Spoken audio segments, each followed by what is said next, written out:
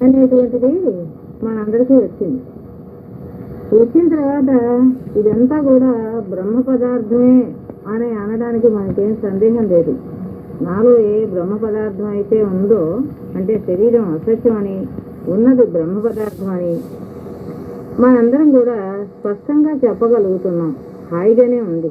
ఎందుకంటే అంతా ఉన్నదంతా నిర్వికారం అనేటువంటి తెరలో, బ్రహ్మ పదార్థంగా ఉండేటువంటి ఆ జగత్ అనేటువంటి తెరలో నామరూపాలన్నీ కూడా అలా అద్దినట్టు కనిపిస్తున్నప్పటికీ, అలా ఉన్నాయని మనం స్పష్టంగా చూస్తున్నప్పటికీ, వాటి మీద ఒక రకమైనటువంటి అపేక్ష, ఆనందం అనేటువంటిది కలక్కపోవడానికి గల కారణం ఏమిటి అంటే, శరీరంతో, మనస్తో, బుద్ధితో, ఇంద్రియాలతో వాడుకునేటువంటి తెలివి ఏదైతే ఉందో అది విడివిడి జ్ఞానం కలిగి ఉంది. ఆ జ్ఞానం కలిగి ఉండటం చేత ఇక్కడ నామరూపాలు హాయిగా ఆనందంగా ఉండలేకపోతున్నాయి. అయితే ఏమండి, ఇవన్నీ కలిగి ఆట కోసమని సృష్టించుకున్నాను కదా, ఆట కోసమని సృష్టించుకున్నప్పటికీ ఇది ఆటగా చూడకుండా ఇది నిజమే అనేటువంటి ఉద్దేశంతో చూస్తున్నాం. ఉద్దేశం ఉంచుకుని ఇంద్రియాల జడ పదార్థం, పరమాత్మ పాఠం లేనివాడు. ఎవరికి పాఠం అంటే మనోబుద్ధి చిత్తహంకారాలు అనేటువంటివి మీరు నేను పెట్టుకున్నటువంటివి. అంటే పెట్టుకున్నటువంటివి అంటే మన నమ్మకమే.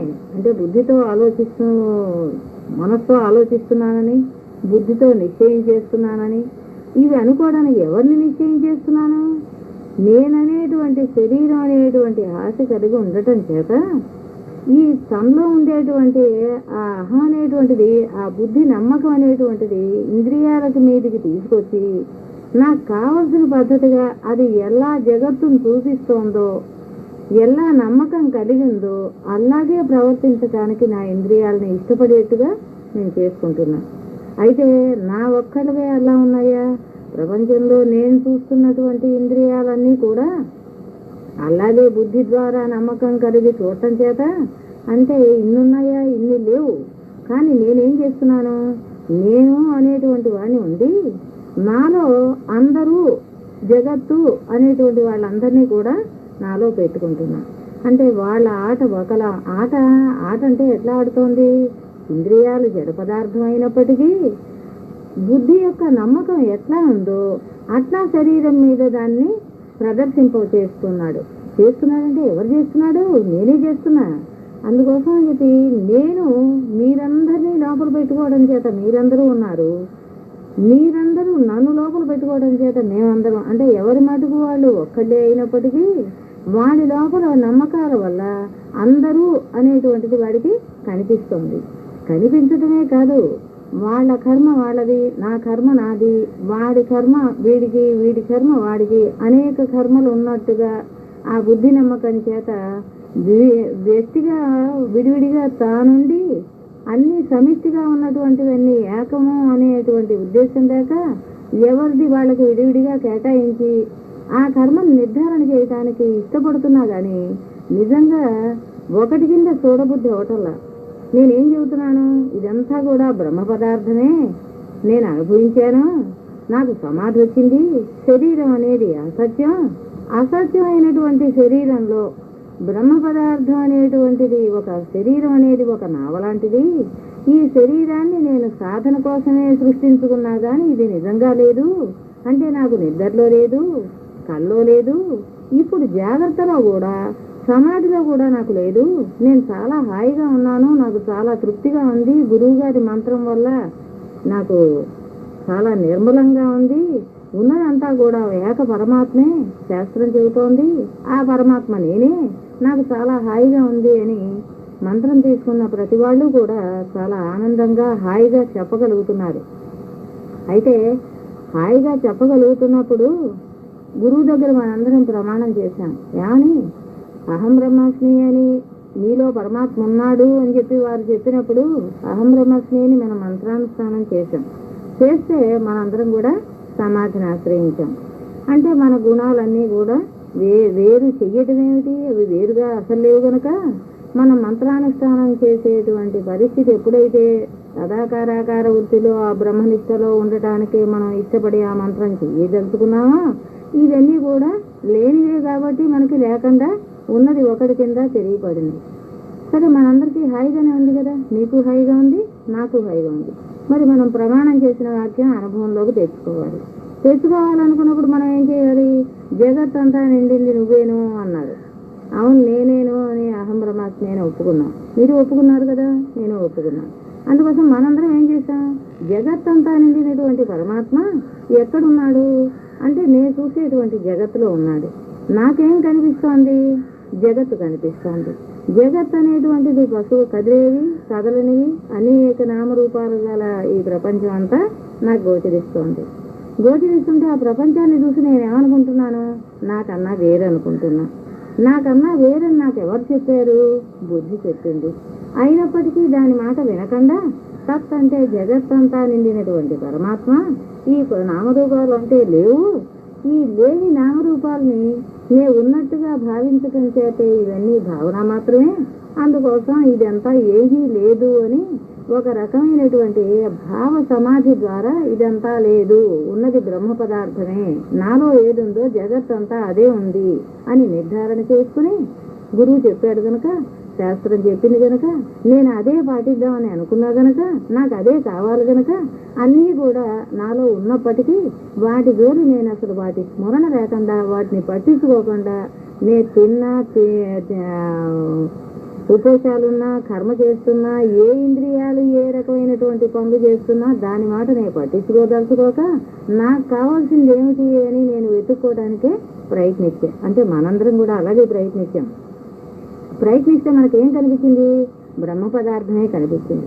అంటే బ్రహ్మ పదార్థం జగత్తంతా నిండినటువంటి పరమాత్మ తెర కింద ఉన్నాడని, ఆ తెర మీద మనం మొట్టమొదటి సమాధి ఆశ్రయించినప్పుడు ఈ నామరూపాలు అనేటువంటివి నలకల్లా అక్కడ సూక్ష్మ రూపంలో ఉన్నాయని, జగత్తంతా నిండినటువంటి పరమాత్మ మొట్టమొదటనే సాధన చేసి చూసినప్పుడు అది చీకటి వెలుగు అంటే సంధ్య వేళప్పుడు కానీ పొద్దున తెల్లవారి పూర్తిగా తెల్లవారకుండా కానీ చీకటిగా ఉన్నప్పుడు ఉన్నటువంటి వెలుగులా మత్స్య చీకట్లా అలా అనిపించింది. ఇదంతా జగత్తంతా నిండినటువంటి పరమాత్మ పొగలా ఆవరించి ఇదంతా ఉన్నాడా అనిపించింది. ఇదేంటి పొగలా ఉన్నాడా? తృప్తిగా లేదే. జగత్తంతా నిండిన పరమాత్మ ఇలాగే ఉంటాడా? అవును ఇలాగే ఉంటాడు అని మనసు చెప్తోంది. సరే, అలాగే చూడటం అలవాటు చేసుకున్నాను. కొంతకాలం నేను అలా చూడగా ఏమవుతోంది? ఆ పరమాత్మ స్థితిలో అంటే జగత్తంతా నిండినటువంటి పరమాత్మలో మార్పు వచ్చింది. ఏమని మార్పు వచ్చింది? మారని వాడు మారుతున్నాడా? నా చూడటం పొరపాట అనుకుంటే కల్మషం గల మనస్తో బుద్ధితో ఉండి నేను చూడటం చేత అంటే భావించి చూడటం చేత నాకు కనిపించినటువంటి పదార్థం కూడా గుడ్డిగా ఆ చీకటి వెలుగుగా కనిపించినటువంటి మాట వాస్తవమే. అయితే జగత్తంతా లేదు, ఉన్నది బ్రహ్మ పదార్థమే అని తెలుసుకున్నప్పుడు, మరి శరీరం లేదు అని నేను సమాధిలో తెలుసుకున్నప్పుడు ఇప్పుడు శరీరాన్ని ఉంచుకొని కల్మషాన్ని ఉంచుకొని చూడటం చేత ఇలా కనిపిస్తున్నాడా? అంటే నేను అన్నం తింటున్నా కదా, పశుపక్షాదులకి నాకు తేడా ఏమిటి? మరి నాకు వివేకం ఉండాలి కదా. వివేకం అంటే నేను చూసే ఉద్దేశం కూడా మరి వివేకం కలిగి ఉండాలి కదా. అంటే కల్మషంతో అన్నీ ఉన్నాయని చూస్తున్నప్పుడు, నావన్నీ పోగొట్టుకోకుండా చూసినప్పుడు, నమ్మకం చేత చూస్తున్నప్పుడు ఇది నమ్మకమైనటువంటి సమాధే? నిజంగా సమాధే? లేదు, నాకు నిజంగానే సమాధి, కానీ నాలో కల్మషం పోలేదు. అంటే బుద్ధిలో నమ్మకాలతో చూడటం చేత నామరూపాలని మరుపెరుద్దామని, ఉన్నది బ్రహ్మ పదార్థం అని చూద్దామని, అన్ని నామరూపాలు తీసేస్తే ఉన్నది బ్రహ్మ పదార్థం అని నేను అనుకున్నది రైతే, అలాగే చూడగలిగాను అనేటువంటి తృప్తి నాకుంది. ఉన్నప్పటికీ ఇంకా తృప్తి లేదు. ఇంకా చంటి పిల్లాడు గనక బోర్ల పడి వాడు పాకడానికి ప్రయత్నించి జరగడానికి ప్రయత్నించి పడ్డప్పటికీ మళ్ళీ వాడు ఎలా ప్రయత్నం చేస్తున్నాడో, వాడి ప్రయత్నం ఎట్లా మానలేదో, నేను కూడా నా ప్రయత్నం మానాలనేటువంటి ఉద్దేశంలో లేను. ఇంకా ఏదో సాధన చెయ్యాలి, నాకేదో కావాలి, నాకు తెలియటం లేదు, తృప్తి లేదు, ఆనందం లేదు. ఇవన్నీ చూస్తే ఆనందంగా ఉండాలి కదా, ఇది అది ఒకటే అంటున్నారే, అది ఏం బాగాలేదు. ఇవన్నీ కూడా నామరూపాలతో అంటే తీయగా ఉండేటువంటి పదార్థంలో తీపి మధురంగా ఉంది, పిండితో కలిసినప్పుడు చప్పగా ఉంది. ఇది చాలా నాకు హాయిగా ఉంది అని అనిపించటం లేదు. ఏం చేత హాయిగా లేదు? నాకు ఎప్పుడు కూడా శరీరం ఉండటం చేత శరీరం మీద ఆశ ఎప్పుడైతే ఉందో మిగతా శరీరాలు కనిపించడం చేత నా కళ్ళన్నీ కూడా జ్ఞాన దృష్టితో, ఆ ఎక్స్రీ దృష్టితో, ఆ జ్ఞాన నేత్రంతో నేను పరమాత్మని చూస్తున్నప్పటికీ శుద్ధ మనస్సు చేత, అంటే మనసు శుద్ధం చేసుకున్నప్పటికీ మలిన మనస్సు అనేటువంటిది ఈ మామూలు కళ్ళు ఉన్నాయే, నాకు 2 కళ్ళు ఉన్నాయి కదా, మీ అందరికీ ఉన్నాయి 2. ఆ కళ్ళతో చూడటం చేత ఏమవుతోంది, నామరూపాలని చూసేటువంటి కళ్ళు వేరు, పరమాత్మను చూసేటువంటి నేత్రం వేరు. అప్పుడు మరి 3వ నేత్రంతో చూసినప్పుడు నేను శివుడనే పేరు ఎలా పెట్టుకుంటాను, నేను అలా పెట్టుకోను. అంటే జగత్తంతా నిండినటువంటి పరమాత్మ, ఎవరూ లేరు, నేను ఒక్కనే ఉన్నానని అనుకున్నావు కదా, మరి ఇప్పుడు జగత్తంతా ఉన్నది పరమాత్మ అంటున్నారు, జగత్తంతా ఉన్నవాడు ఒక్కడా? అవును, ఒకడే ఉన్నాడు. కానీ ఒకడే ఉన్నాడు కానీ మరి నేను పోవటం లేదేమిటి, నాకు ఇంకా ఆనందంగా లేదే, నేను ఎలా పోతాను? నేను చూసేటువంటి ఇంద్రియాలన్నీ కూడా ఇంద్రియాలే గోచరిస్తున్నాయిగా నా కళ్ళకి, ఆ ఇంద్రియాలు ఏమో మామూలుగా నామరూపాలనే చూస్తున్నాయిగా. అంటే నామరూపాల్లో కనిపించేటువంటి బ్రహ్మ పదార్థాన్ని చూసేది ఒకటి, నామరూపాలని చూసేది ఒకటి. ఆ ఒకటి అంటే ఈ నామరూపాలని చూసే కళ్ళు విడిగా ఉండటం చేత నామరూపాలు చేసేటువంటి అల్లరి స్వభావమే నా బుద్ధి యొక్క నమ్మకంలో ఉండటం చేత వాళ్ళని చూడగానే బ్రహ్మ పదార్థం కనిపించినప్పటికీ ఆ బ్రహ్మ పదార్థం అనేటువంటి ఆనందాన్ని అజ్ఞానం అనేటువంటి నామరూపాల్లో ఉండేటువంటి నా 2 కళ్ళు చూడటం చేత, నా బుద్ధి గుహలో ఉండేటువంటి నమ్మక రూపంతో చూడటం చేత అక్కడ నాకు ఇతరులు చేసినటువంటి చెడు మంచి అనేటువంటి నమ్మకంతో చూసిన చూపు వల్ల ఇంద్రియాల మీదే ఒక రకమైనటువంటి నా ఇంద్రియాలు ఉంచుకుని వాళ్ళ ఇంద్రియాల మీద ఒక రకమైనటువంటి నమ్మకం ఏర్పరచుకొని అహం అనేటువంటి ఆ శరీరంతో, నా శరీరంతో అది నిజమే, అజ్ఞానం అనేటువంటిది ఉన్నది అనేటువంటి నమ్మకాన్ని, ఉన్నదంటే ఎలా ఉంది, నమ్మక రూపంలో ఉంది. ఇది మంచి, ఇది చెడు, అంటే వాడు చాలా మంచివాళ్ళని, వీళ్ళు చాలా చెడ్డవాళ్ళని, అంటే ఇదివరకు వాళ్ళు నాకు చేసినటువంటి అపకారం కానీ, ఇదివరకు వాళ్ళు చేసినటువంటి నాకు ఉపకారం కానీ, బాంధవ్యం వల్ల కానీ, స్నేహం వల్ల కానీ, లేకపోతే లోకం వల్ల కానీ, నా పక్కింటి వాళ్ళ వల్ల కానీ, నా ఎదురింటి వాళ్ళ వల్ల కానీ, వాళ్ళకి నాకు గల సంఘర్షణ అంటే మనస్పర్ధలు ఎలా వచ్చాయో అలా తెలియజేసే పద్ధతిగానే చూడటం చేత, నా శరీరాన్ని వాడుకుని చూడటం చేత వాళ్ళ శరీరం నాకు కనిపిస్తోంది కానీ, లేకపోతే వాళ్ళ శరీరం ఉండటానికి వీలు లేదు కదా. మరి ఇందాక నేను చూసింది జగత్తంతా నిండినటువంటి పరమాత్మనే చూసే కదా, ఇప్పుడు మరి వాళ్ళ జగత్తంతా నిండినటువంటి పరమాత్మ కనిపిస్తున్నప్పటికీ పరమాత్మకి విలువ లేకుండా నా శరీరం ఉంచుకొని అది పరమాత్మ అని చెప్పేందుకు ఇదో పరమాత్మ అదో పరమాత్మ, 2 పరమాత్మలు ఉన్నారా? అదంతా పరమాత్మ ఏమిటి, ఇదంతా పరమాత్మ ఏమిటి, ఇది ఎక్కడుంది, ఇది లేదు కదా. శరీరం లేనటువంటి వాడు శరీరం ఉందని మళ్ళీ ఒప్పుకున్నప్పుడు శరీరం ఉన్నట్టే అవుతోంది కదా. అయినా నువ్వు ఉన్నావని నీకెవరు చెప్పారు? అంటే నేను పరమాత్మనే అనేటువంటి దృఢ నిశ్చయం లేక శరీరం ఉందని నువ్వు ఒప్పుకుంటున్నావు గనక, అంటే నేను ఒప్పుకుంటున్నానా? అవును, ఒప్పుకుంటున్నాను కనుకే నాకు శరీరం ఉంది కనుకే ఆ శరీరాన్ని చూస్తున్నాను. నా అంటే ఉందని లేదని చూడటానికి నేను ఉండాలి కదా. ఉన్నది బ్రహ్మ పదార్థం, నేనే కదా ఉంది. నేను అనేటువంటి పదార్థం ఉంది, నాకు చాలా హాయిగా ఉంది. నేను బ్రహ్మ పదార్థాన్ని, నేను నిత్య నిరంతరం చాలా హాయి ఆనందాన్ని అనుభవిస్తున్నానని సమాధిలో గురువు గారితో చెప్పే కదా. మరి మెడుకో వచ్చిన తర్వాత చాలా హాయిగా ఉందండి అన్నా కదా.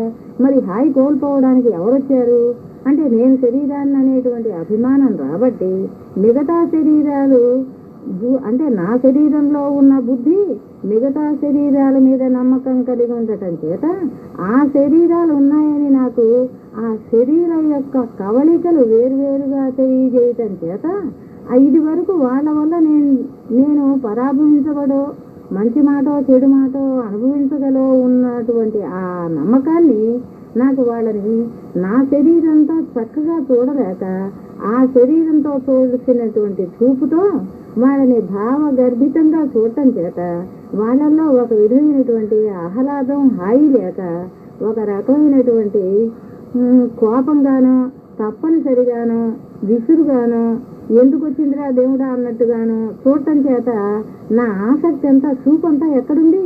నామరూపాల మీదే ఉంది. అయితే అందరితో ఏం చెబుతున్నాను? బ్రహ్మ పదార్థమేనండి. అంటే ఎవరు తప్పట్టించుకోకండి, ఎందుకంటే ఎవరి మీద చెప్పటం లేదు. మనందరం అలా చూస్తున్నాం కదా, మీరు అలాగే చూస్తున్నారు, నేను కూడా అలాగే చూస్తున్నా. అందుకోసమని మనం చూస్తున్నది తప్పని మనకు తెలియాలి కదా న్యాయానికి. ఎందుకంటే అందరికీ సమాధి వస్తే హాయిగా ఉన్నప్పుడు ఇప్పుడు ఎవరు పాడు చేస్తున్నారో తెలియాలి కదా. శరీరం అనేది ఎప్పుడూ కూడా అది కర్మ చేయటానికి వచ్చిన మాట వాస్తవమే, కర్మ చేస్తోంది. అది మీకు తెలుసు, నాకు తెలుసు. అయితే బ్రహ్మ పదార్థం అనేటువంటి నిర్గుణానికి ఎప్పుడూ మాట లేదు. అది మీకు హాయే, నాకు హాయే. అయితే ఇప్పుడు హాయి పోవడానికి గల కారణం ఏమిటి? భావరూపంలో ఉండేటువంటి నమ్మకం. ఎక్కడుంది అది?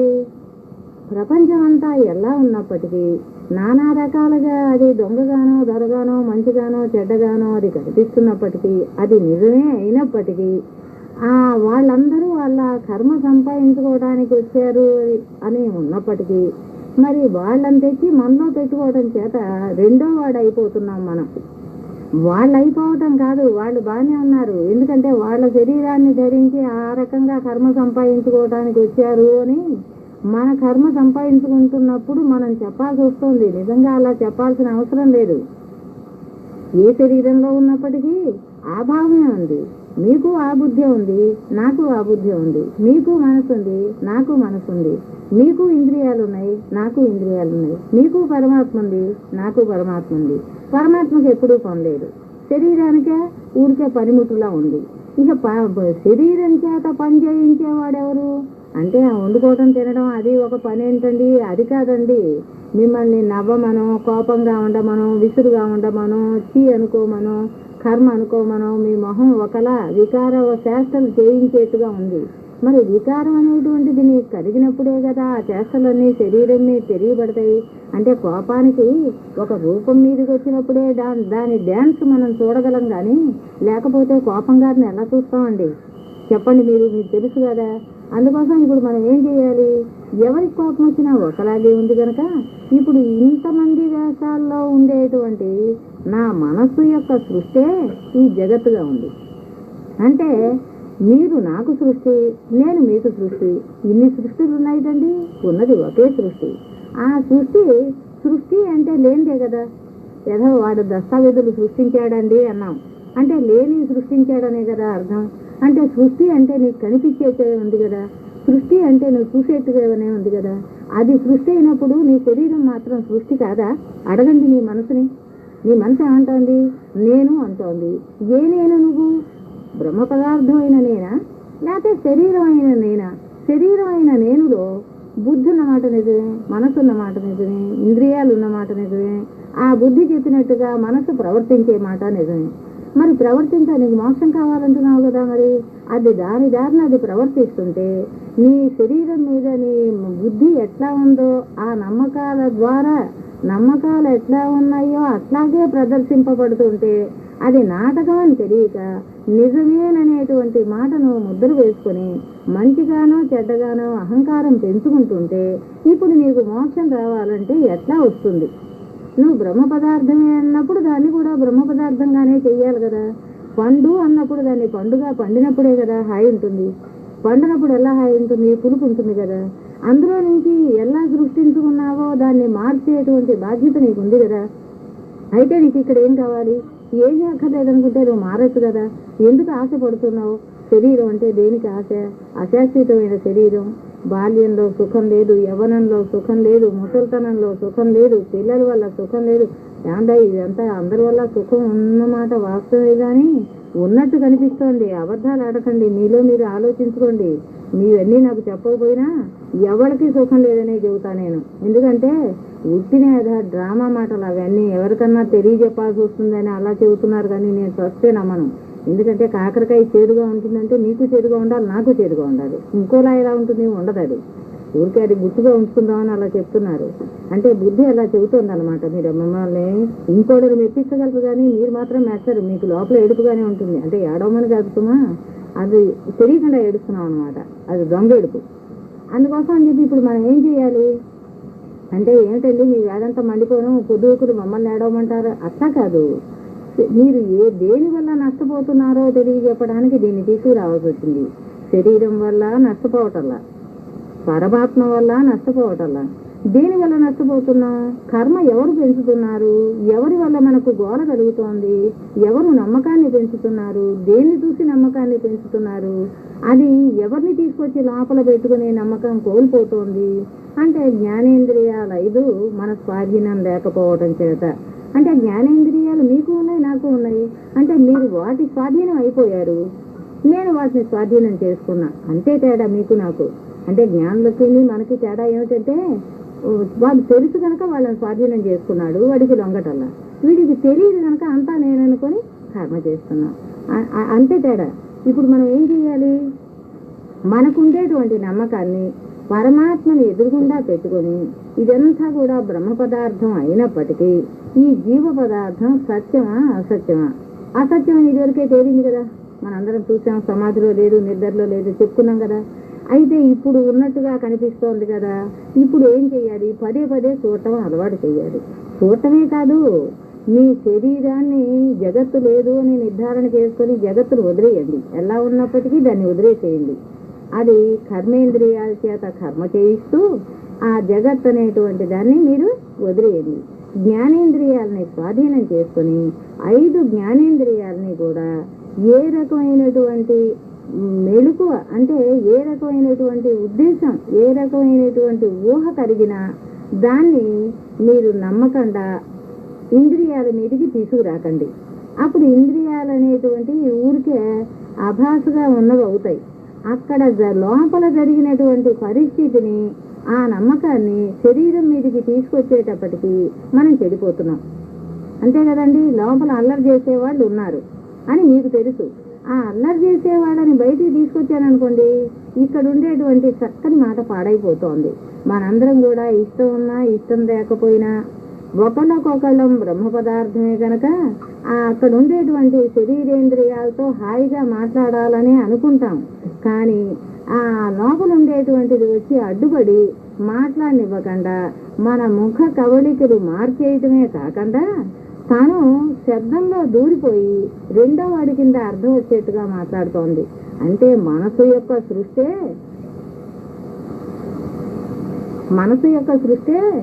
రెండో వాడి కింద ఉంది. అంటే ద్వంద్వాకారం కలిగినటువంటిదే మనసు యొక్క సృష్టి. దానికి తోడు ఈ బుద్ధి నమ్మకాన్ని చేర్చేటప్పటికి ఇంకా పాడైపోతుంది.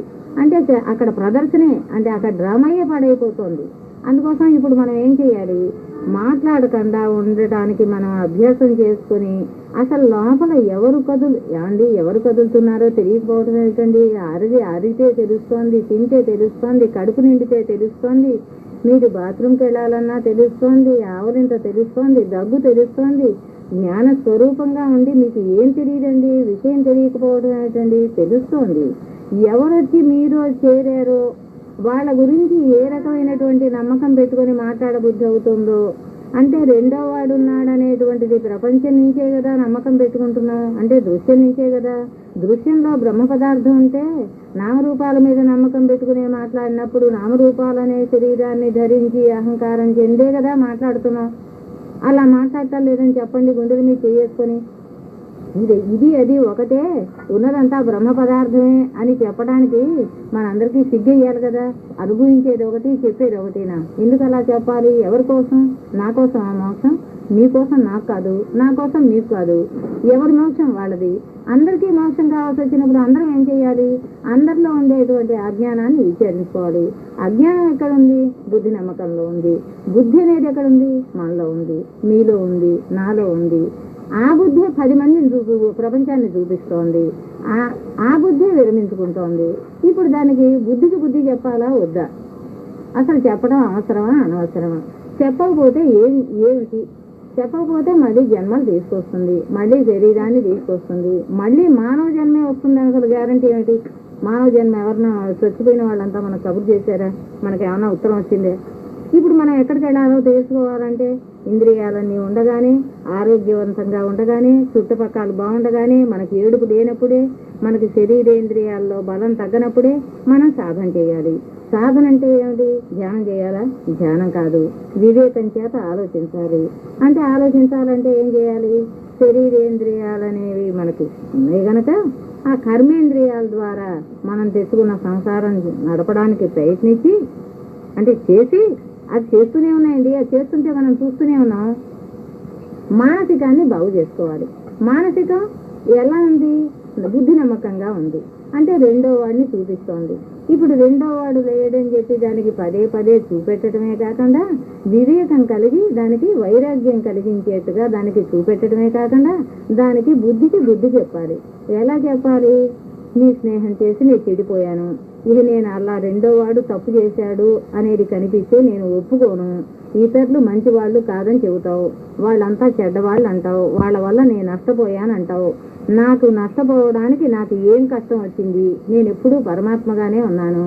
కష్టం అనేది ఇదివరకు గతంలో నేను ఏం అనుభవించానో శరీరంతో, ఎవరు నన్ను బాధ పెట్టారో, ఎవరి వల్ల అయితే నాకు కష్టం కలిగిందో, శరీరానికి కష్టం కలిగిందో మనసుకు కష్టం కలిగిందో అవన్నీ జ్ఞాపకం తెచ్చుకొని నేను బుద్ధి నమ్మకం చొప్పున ఇతరులతో పోట్లాడటానికి వెళుతున్నాను. వాళ్ళ తప్పు నాకు కనిపిస్తోంది. ఇప్పుడు నేను అలా చెయ్యదలుచుకోలేదు. నేను పరమాత్మని, నాకు నువ్వంటే నమ్మకం లేదు. నువ్వు ఏది చెప్పినా నేను విన్ను. నువ్వు చెప్పినట్టుగా వాళ్ళు వచ్చినప్పుడు నా మొహాన్ని నేను మార్చుకోను. అది నీ నమ్మకం ప్రకారం నేను ప్రవర్తించను అని నువ్వెందుకు చెప్పవు? నీకు మోక్షం కావాలంటే చెప్పాలి కదా. మరి దాన్ని ఇష్టం వచ్చినట్టు ఎందుకుంటున్నావు? దాన్ని ఇంట్లో నుంచి ఖాళీ చేయించటం అది కొన్నేళ్ల బట్టి ఇప్పుడు 40 ఏళ్ళు 50 ఏళ్ళు మన అందరికీ కూడా మరి వచ్చాయి కనుక అది అలా పాతకు పోయి ఇక్కడ ఉంది కదా. మరి దాన్ని ఖాళీ చేయించాలంటే అది వ్యవసాయం చేసుకుని ఇక్కడ అన్నీ పండించుకొని లడ్డూలు మిఠాయిలు శుభ్రంగా పెళ్లిగారు బట్టలు షోకులు లక్షలు అన్నీ హాయిగా తింటోంది, అన్నీ దాచుకుంటోంది. మరి ఇప్పుడు దాని సంసారాన్ని పాడు చేయాలంటే మరి నీకు వివేకం అనే జ్ఞానం ఉండటం చేత దాన్ని నాశనం చేయవా? అది నాశనం అయిపోతే కదా, అంటే నేను పోతే కదా నాది పోయేది. నాది పోవడం ఎందుకండి? అది ఉండని సుఖంగా దాంతో నాకెందుకు? అసలు నే పోవాలి. అసలు బాధ కలిగేది నాకు కదండి. మరి అది నన్ను ఇలా ఉండు అని చెప్పి సలహా ఇచ్చేది నాకే కదా, ఉండేది నేనే కదా. మరి నేను పరమాత్మ అయినప్పుడు నేను శరీరాన్ని ధరించి దాన్ని ఉంచుకోవటం ఏమిటి? దాన్ని అలా ఉంచడానికి ప్రయత్నించడం ఏమిటి? నాకు నమ్మకం కలగటం ఏమిటి? నేను అనేటువంటిది ఆ బ్రహ్మ పదార్థం అయితే నేను మీద నమ్మకం కట్ట నాది అనేటువంటి శరీరం మీద ఎందుకు నమ్మకం కలుగుతోంది? నేను పుట్టిన వాడిని అని తెలుసు కదా. ఇప్పుడు పుట్టడం ఏమిటి? అది పుట్టిందని చెబితే పుట్టిన దాంట్లో ఏం పుడుతోందో నీకు తెలిసింది, దాన్ని ఎందుకు ఉంచుకుంటున్నావు అని నువ్వు ఎందుకు అడగవు? అంటే మీరు అడగటం కాదు, నేను అడగాలి, అందరం అడగాలి. అడగకపోతే ఎలాగా? అడిగితే మళ్ళీ వస్తాం. ఎందుకంటే అడగమనుకో అది అలా ఉండిపోయిందనుకో తిరిగి జన్మ వస్తుంది. మానవ జన్మ వస్తుందని నమ్మకం లేదు. వచ్చింది అనుకో సుఖం వస్తుందని నమ్మకం ఏంటి? అది అనేక రకాలైనటువంటి కష్టాలతో కూడినటువంటి నామరూప జగత్తులో రకరకాలుగా ప్రవర్తించేటువంటి రాగద్వేషాలతో కూడినటువంటి శరీరాలు అనేకం ఉన్నాయి. ఇప్పుడు అందరినీ చూస్తున్నాం కదా. ఇప్పుడు అందరూ ఉన్నారా అంటే అందరూ ఉన్నారని చెప్పింది అదే కదా. వాళ్ళందరినీ ఎందుకు పెట్టుకున్నాను? ఎప్పటికైనా వాళ్ళందరూ అలా ఉంటే తప్పు చేస్తే నువ్వు అట్లా అవుతావు. నువ్వు జాగ్రత్త పడుతుమా. ఇలాంటి శరీరాల మీద నీకు ధ్యాసే నువ్వు పాడైపోవడానికి కారణం. మానవ శరీరం వచ్చింది కనుక నువ్వు విడిగానే ఉన్నావు. నేను అనేటువంటిది ఆడుకోవడానికి వచ్చింది, ఆడుకుంటోంది. శరీరం అనేది ఆడుతోంది. ఆట తనెల్లా శరీరం ఉందో జగత్తులో అలాంటి శరీరాలు ఉన్నాయి. ఆ శరీరాలు ఈ శరీరాలు పరమాత్మ అనేటువంటి తెర మీద ఆడుతున్నాయి. అయినప్పటికీ పరమాత్మకి సంబంధం లేకుండా ఉన్నాయి. పరమాత్మ అనేవాడు సూర్యుడిలాగా ఉన్నాడు. ఆ సూర్యుడిలాగా ఉండేటువంటి పరమాత్మ నీడగా ఉండేటువంటి చిదాభాసుడు. ఆ నీడగా ఉన్నటువంటి చిదాభాస సాన్నిధ్యంలో ఉన్నటువంటి మన గుణ కర్మ ఈ అయస్కాంతం పక్క ఇనుము కదిలినట్టుగా అది కదిలి శరీరం మీద డ్యాన్స్ వేస్తుంటే జగత్తులో వాళ్ళతో మాట్లాడుతూ మళ్ళీ కర్మ రహస్యంగా సంపాదించుకొని మళ్ళీ శరీరాన్ని ధరిస్తోంది కదా. ఆ విషయం నీకు ఎందుకు తెలియటం లేదు? నేను పరమాత్మ ఒకటేమిటి? పరమాత్మ జగత్తంతా నిండుంటే నువ్వు ఉండటానికి చోటు ఎక్కడుంది? అంటే మాయా అనేటువంటిది నువ్వు పేరు పెట్టి ఆడుకోవడానికి వచ్చిన వాడివి. మాయని తీసుకొచ్చి నీలో ఉంచుకోవడానికి నువ్వు కళ వచ్చినవాడు. ఆ కళను చూసేవాడి కింద ఉండి ఆ కళను చూసి పంపించాల్సింది పోయి, లేదని మెడుకో తెచ్చుకోవాల్సింది పోయి నిజమని అదే నేను అనుకోవటం అనేది ఎంత పొరపాటు అండి. నీ కళ రావటంలా ఆ కళ నువ్వు సృష్టించుకున్న కళ కాబట్టి నువ్వే కష్టపడుతున్నట్టు సుఖపెడుతున్నట్టు తాత్కాలికంగా మీ అందరికీ అనిపించినా, నాకు కూడా అనిపించినా, ఇప్పుడు ఆ కళ మెడుకో వచ్చేటప్పటికి నేనే ఎలా మిగిలిపోతున్నాను. ఈ పరమాత్మ అనేటువంటి జగత్ రూపంలో ఉండేటువంటి నామరూపాలనే కళ ఈశ్వర కళ. ఈశ్వర కళ అంటే నాకు వచ్చిన కళ నేను ఒకటి ఎలా అవుతామండి? కళ నాకన్నా విడిగానే చూస్తున్నప్పుడు అది మాయా అని నేనే నిర్ధారణ చేసి పేరు పెట్టినప్పుడు నా కూతురు నేను ఒకటి ఎలా అవుతానండి? కూతురే నేనే.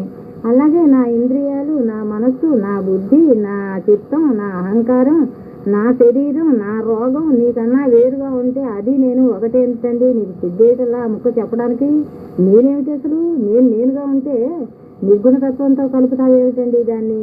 అదెలా, దానికి బలం ఎలా వచ్చింది అంటే నా బలం తీసుకొని అది అలా ఆడుకుంటూ నేను ఊరికే అభాసగా అలా సృష్టించాను, ఆడుకున్నాను, నాలోనే లయం చేసుకున్నాను, నాకన్నా వేరుగానే చూస్తూ ఆటలో కూడా వేరుగానే ఉన్నా కదండి. కలిసి ఉండటం ఏమిటండి? వివేకం చేత ఆలోచించండి. మీకు వివేకం ఉంది కదా, తెలివి ఉంది కదా. మీరు ఆహార పదార్థాలు తింటున్నప్పుడు తెలివి ఏమైంది? ఆ తెలివి అనేది అందరికీ ఉంది కదా. ఎందుకంటే తెలివి లేకుండా మనం ఏం లేము, తెలివిగానే ఉన్నాం, విడిగానే వాడుకుంటున్నాం. కానీ అంతా కలిపి నేను అనుకోవడం ఒక రకంగా మనందరికీ ఏమైందంటే శరీరం కనిపించిన శరీరంతో అది నేనేమో అని భ్రమ చెందాం. ఇప్పుడు ఏం చెయ్యాలి?